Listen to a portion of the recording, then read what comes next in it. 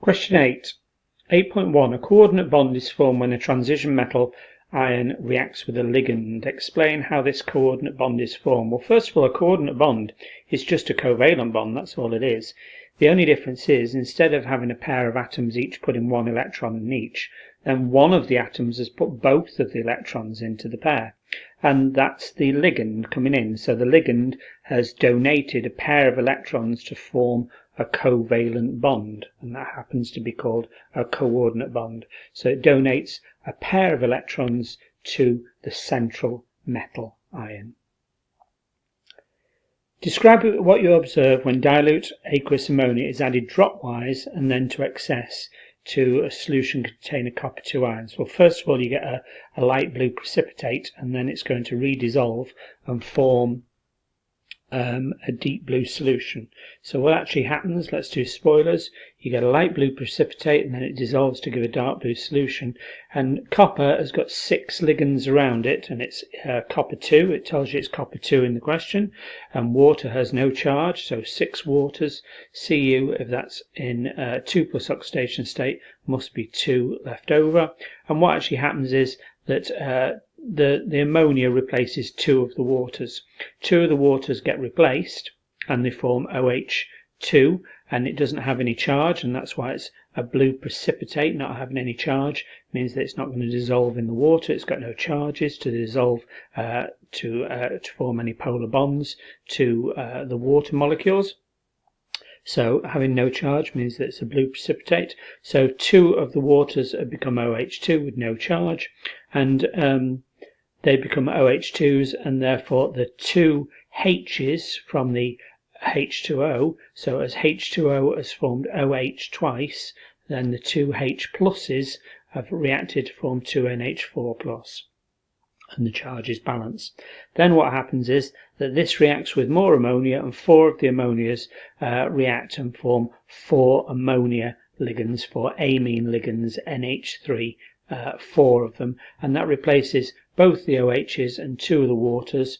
Ammonia has no charge, water has no charge, and therefore it's got its 2 plus charge left over. The OHs form OH minuses, and you get 2 waters.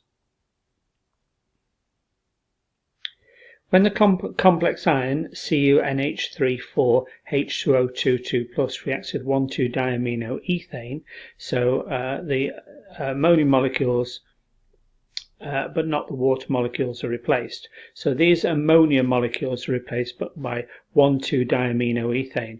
Diamino means that it's got 2 NH2 groups, and having 2 NH2 groups, it's a bidentate ligand. It means that it forms 2 coordinate bonds. So instead of needing 4 of these ammonias each, which make a single coordinate bond, we only need 2 diaminoethanes, because each of those forms 2 of these bonds, and we need 4 bonds in total, therefore we only need 2 of these.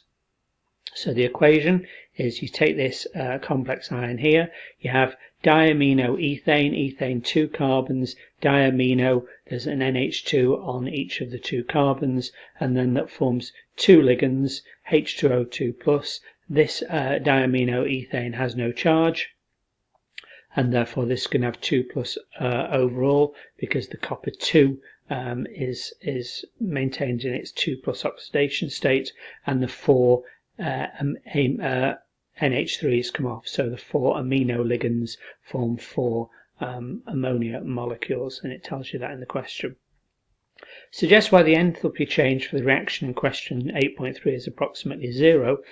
Well, you've got a coordinate bond here from an N to a Cu, and you've got another coordinate bond here from an N to a Cu, so the energy in breaking those bonds and then reforming those bonds must be fairly similar.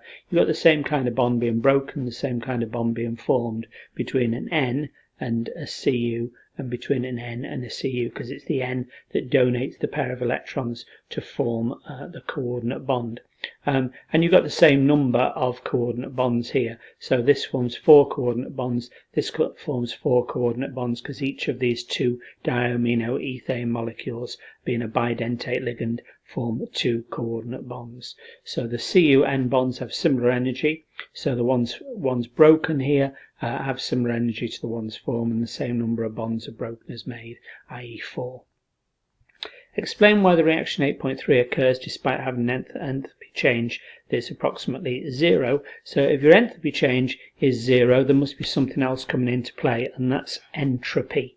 So entropy is the measure of how much chaos is going on, really. So how chaotic, or the number of molecules. So we've got 3 molecules forming 1, 2, 3, 4, 5. So it's becoming more chaotic. So entropy is increasing. Now if entropy increases, delta G, free energy change, must be negative, because delta G equals delta H minus T delta S, minus T delta S being the entropy.